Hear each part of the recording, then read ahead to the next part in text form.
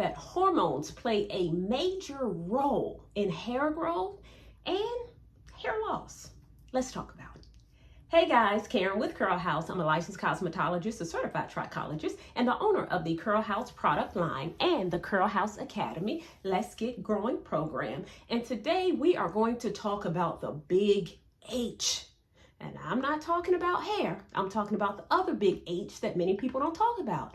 And that is hormones. So we'll be talking about hormones in your hair, particularly as it relates to how your hormones affect your hair. So many times when we are dealing with hair loss, we tend to think about the hair. What's going on up here, what the hair is doing or what it's not doing or why it's not growing. We focus on the hair, but today we're going to go a little bit deeper.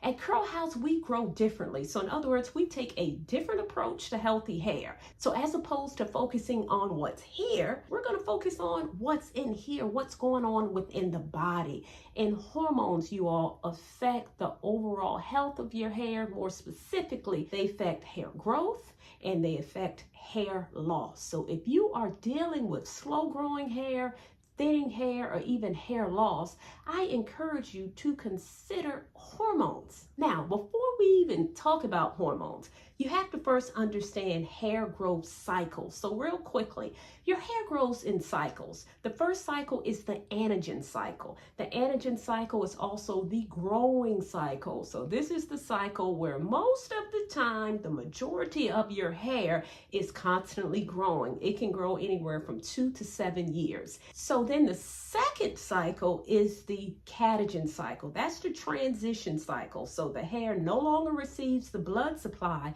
that it receives during the anagen cycle and it stops growing. And then the telogen cycle is the cycle where it rests and the hair falls out. So that's just a really quick explanation of the hair growth cycles. In terms of hormones, your hormones affect your hair growth cycle. And that is why it is important to know which hormones affect that hair growth cycle. So if you are dealing with hair loss or other hair challenges, you can get to the root of the problem and determine which hormones may be causing your hair loss so that you can do something about it.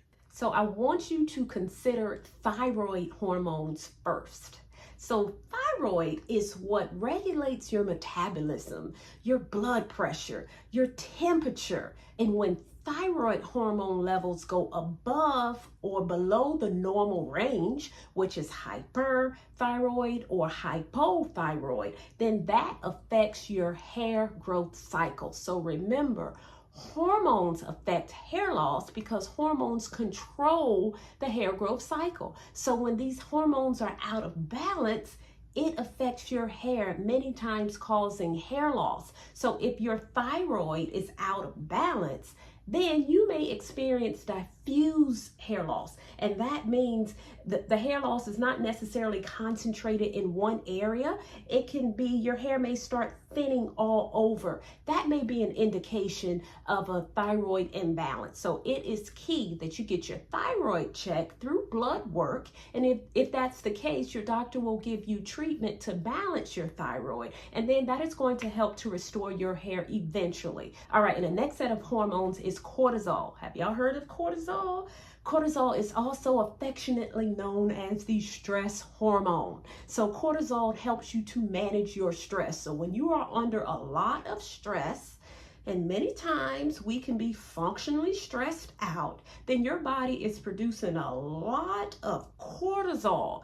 And too much cortisol also disrupts your hair growth cycle, leading to hair loss. So that is why it is vital, it is key for you to manage your stress so that it does not affect your hair. There's actually a hair loss disorder called telogen effluvium, which is directly related to stress. Telogen, what I talked about earlier, that telogen or resting phase, effluvium means shedding. So it's shedding in the telogen or resting phase. So if you are experiencing extreme abnormal shedding, then you may be dealing with chronic stress, or your body may be releasing too much cortisol, and that is affecting your hair growth cycle. So I encourage you, if you are dealing with chronic stress, determine ways that will help you to manage your stress so that you can minimize that release of that cortisol and thereby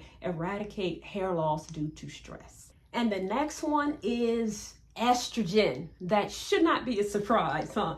Estrogen is directly related to our hair growth because it certainly affects our hair growth cycle.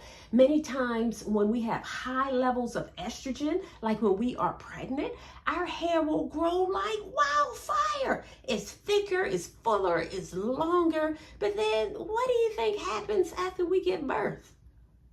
That estrogen level plummets, and so does your hair. You may experience excessive shedding when you have your baby. And again, that's all directly related to the growth cycle because it's a disruption in the growth cycle. If the hair is growing like crazy abnormally, that is a disruption, but it's like, okay, yeah, I'll take that disruption. That's a good disruption. But when you have the baby and those estrogen levels decline like crazy, that also disrupts the hair growth cycle, causing the hair to shed and fall out. So that is how estrogen may affect you if you are pregnant.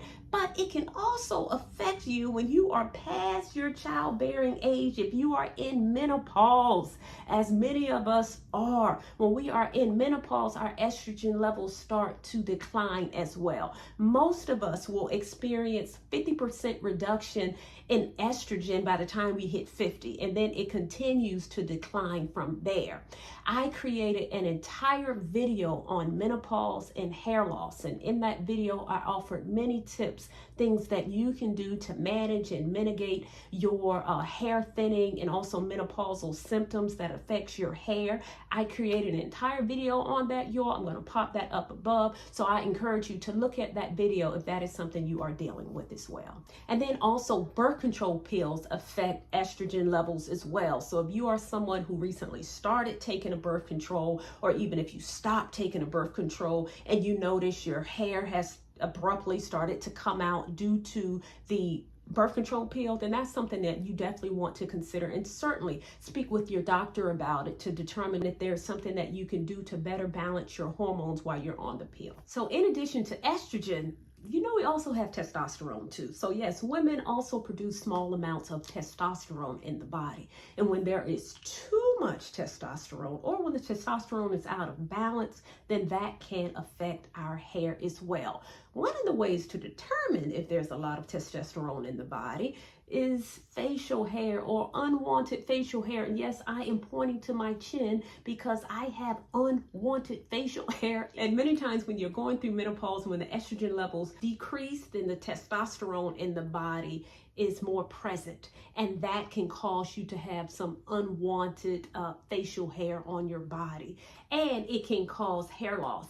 Many women who deal with PCOS, polycystic ovary syndrome, is a hormonal condition where you have too much of the male testosterone, androgen in the body. So testosterone is just an androgen hormone. You have too much of it in the body. It can affect many things in the body, including hair loss. In addition to that, you may have irregular cycles, you may have fertility issues when you have PCOS, but as it relates to the hair, it can affect hair. So if you are dealing with PCOS, then it is key that you speak with your doctor to determine what is the best course of treatment to help you to manage that. Also, testosterone has another significant role in inherited hair loss, and that is androgenetic hair loss. So testosterone actually converts into DHT, dihydrotestosterone, which is a more potent testosterone. And what happens, that DHT will attach itself to our hair follicle, causing our hair follicle to shrink, and that shrinkage will lead to thinning hair.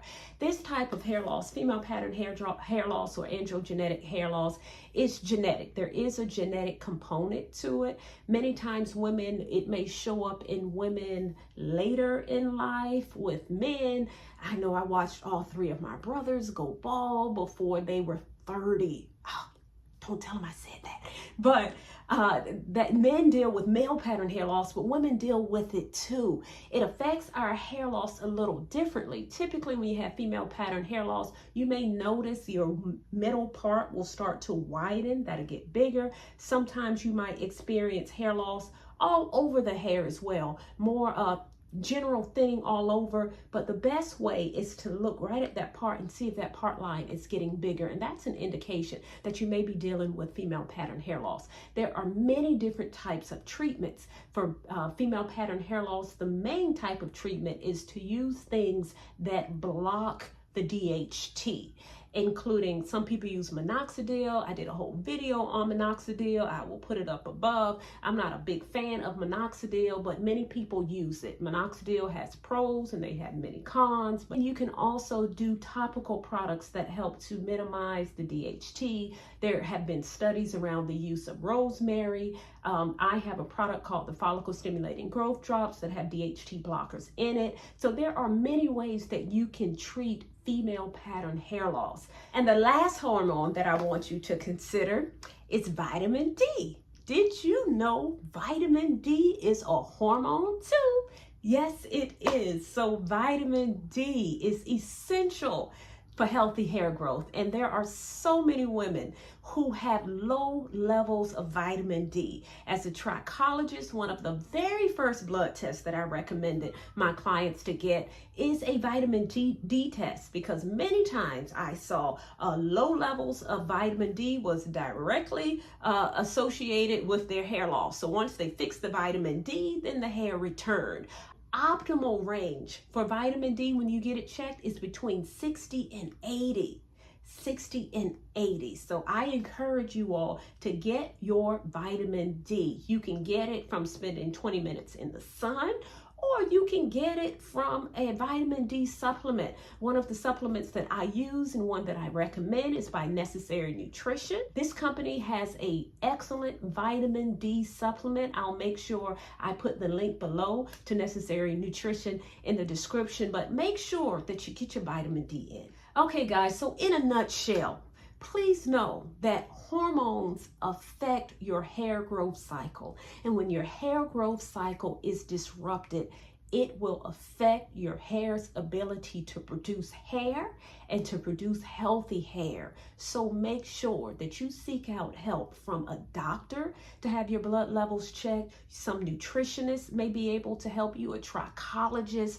Please seek out help from an expert that is going to help you to balance your hormones so that you do not have to deal with hair loss and other healthy hair challenges. Also at Curl House, I don't just have products. I have a full academy. I have a program that helps women to restore the health of their hair and to maintain healthy hair. It's my Let's Get Growing program. If it's something that you're interested in, I'll put the link up above so that you can check it out.